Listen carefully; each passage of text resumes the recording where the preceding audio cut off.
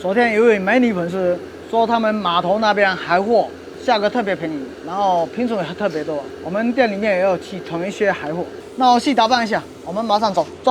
终于我们来到了这个码头，我们去找那个女粉丝。走。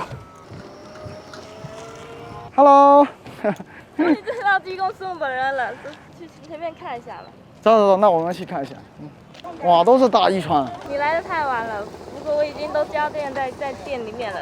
哦，看吧。这上面都也没什么货，都修鱼的，他们都在清洗这个渔船。我们要到店里面去拿鱼的。哎，这里面是做什么的？这里面都是做虾酥的。我就买几斤就可以了。买几斤来，等一下再给我放过去。有高的都挑出来。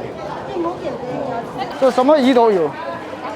这是里面挑出来的大剑虾，这个90哈，这个70块啊，那给我拿一点点。买点虾菇，等一下到他们店里面去拿那个鱼。走，这是古鱼，没有100多是下不来的。老板娘，100多就是假的。我们就说一条了。现在我们已经拿到货了，哇，很多人都在抢着货，真的，这时候要买必须要囤。走，怎么办？你怎么就这么走了？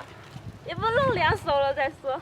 露2手可以的，那我们找个沙滩，我给你露2手。走，怎么样？帐篷都给你搭好了，东西都有带过，我们准备开干。你们不要抢位哈，等一下不要告诉松嫂。那我去生火。那我去洗个米吧。有个当下手也挺好的。哎，要不要给我当切图呀？可以啊，巴不得。什么时候到农庄去切哦？等一下我给你做个烤虾菇，怎么样？好呀，都没吃过烤的虾菇啊？对呀。是个肉丝。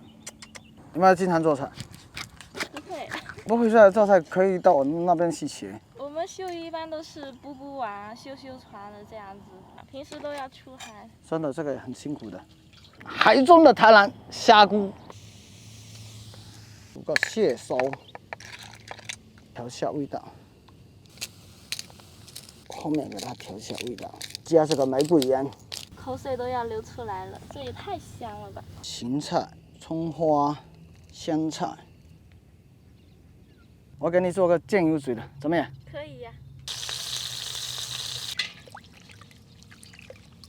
葱姜蒜，哦，秘式调料，要想生活过得喜，头上必须带点你。来，我给你打电话。不用，我自己来。你要自己来。哇，这个虾菇。很香啊，这个虾很鲜美，鱼也很香。主要你们这边鱼特别鲜，对啊。如果你们也想找济公中来做个野炊的话，也可以的。我可以骑共田单车到你家去。也感谢我们的美女粉丝，下期再会，拜拜。我们要把这些垃圾给收走。